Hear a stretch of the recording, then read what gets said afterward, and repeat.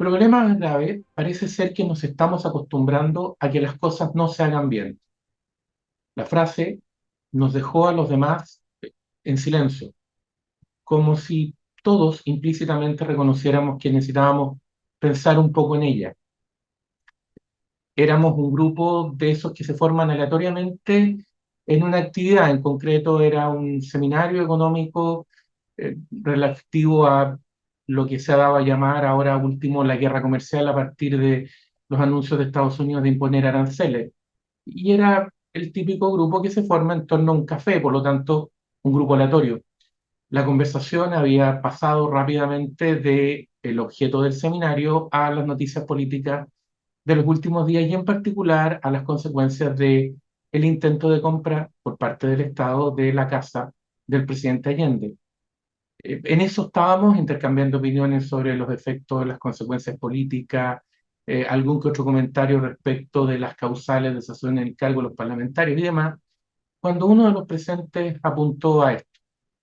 a que aquí lo más grave era que nos podíamos estar acostumbrando a que las cosas no se hicieran bien, o, por decirlo en simple, a que se hicieran mal, a que se fuera el estándar. La conversación entonces derivó hacia otros temas. Derivó rápidamente, por ejemplo, a los datos que alguien recordó respecto de que algunas pruebas o algunos estudios en Chile demostraban que alumnos de quinto básico no tenían las competencias mínimas que correspondía aprender en primero básico. Y que al plantear esto, al hacerse público, había expertos que decían, claro, eso es consecuencia de que no se puede reprobar a ningún alumno. Y por lo tanto, entonces, el pasar de curso no significa aprobar materias, como lo entendíamos antes, sino que significa simplemente pasar el curso, no tener adquiridas las competencias o los conocimientos que estaban ahí. Varios nos mostramos sorprendidos frente a eso. Entendíamos que en el último tiempo la educación en Chile había bajado de calidad, no solo por lo que había ocurrido con los liceos emblemáticos, sino por lo que se veía en los resultados de pruebas internacionales, etcétera, pero no sabíamos que había instrucciones en este sentido. Nos sorprendimos. Alguien recordó declaraciones de autoridades públicas en el último tiempo diciendo precisamente que las pruebas no eran lo importante, o mejor dicho, los resultados en este tipo de pruebas internacionales de conocimiento no eran lo importante en materia de educación, eran otras cosas, por cierto, sin aclarar cuáles eran esas otras cosas, particularmente grave si venía desde el mundo de quienes están a cargo de la educación.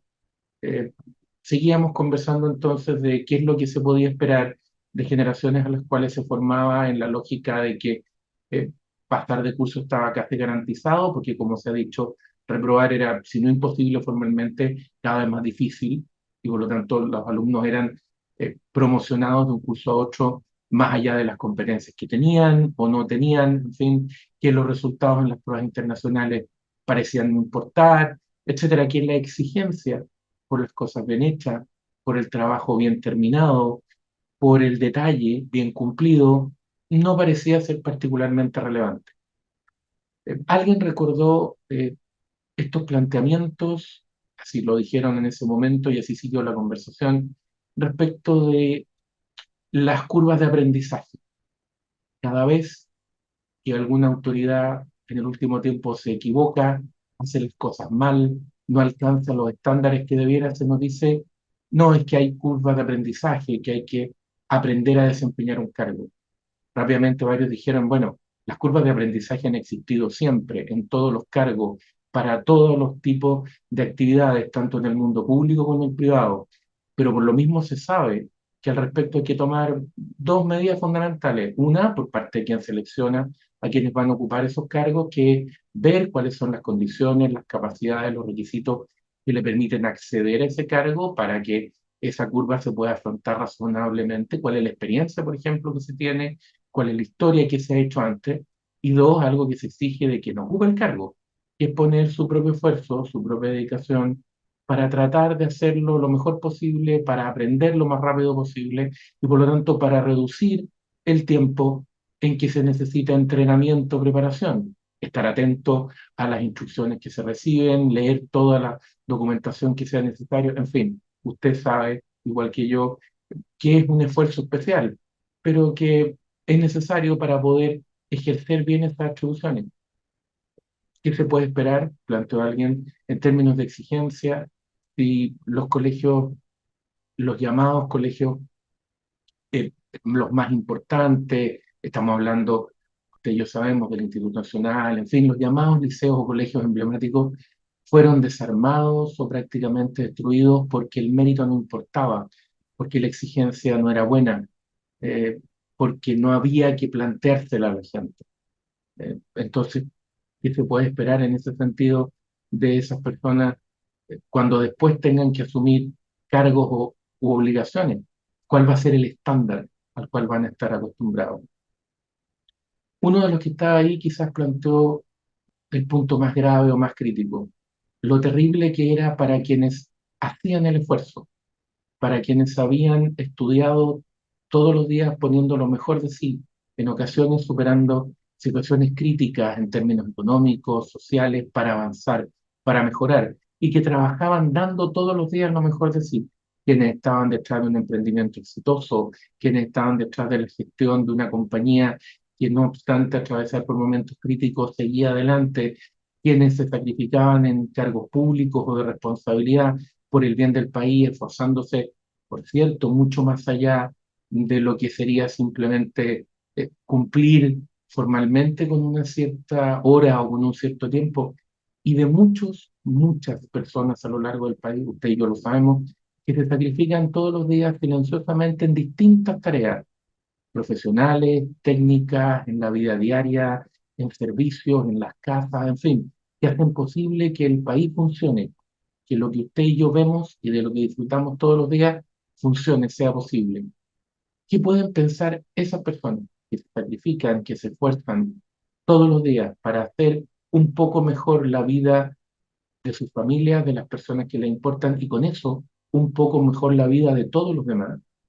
¿Qué pueden pensar esas personas cuando oyen estas explicaciones de quienes están en los cargos más altos, de quienes han llegado a los cargos públicos, a los cargos de autoridad, quienes están desempeñando lo que los romanos llamaban el cursus honorum, el camino de los honores? ¿Por qué de los honores? Porque se está sirviendo al país, porque se está sirviendo a los demás. En estos días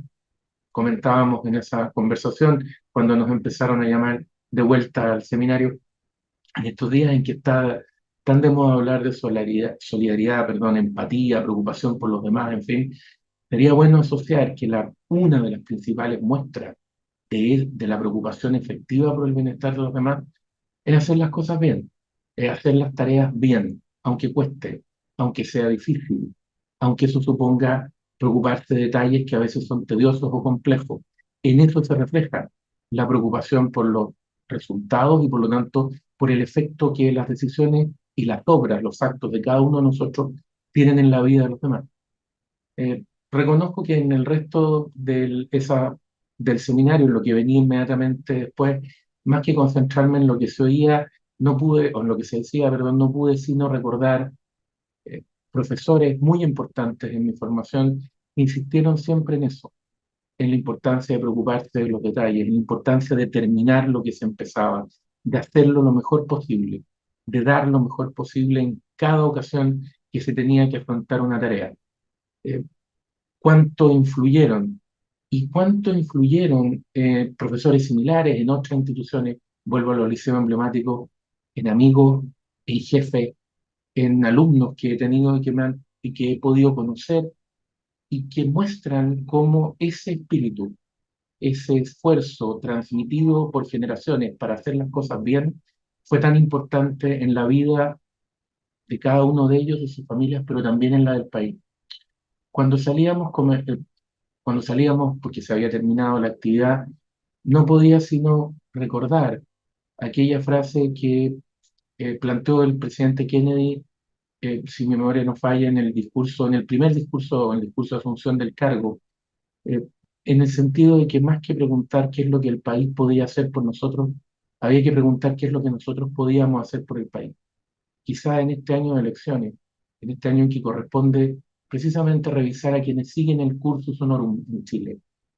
conectar, lo que debemos hacer es conectar con esa tradición romana, con esa gran tradición occidental y primero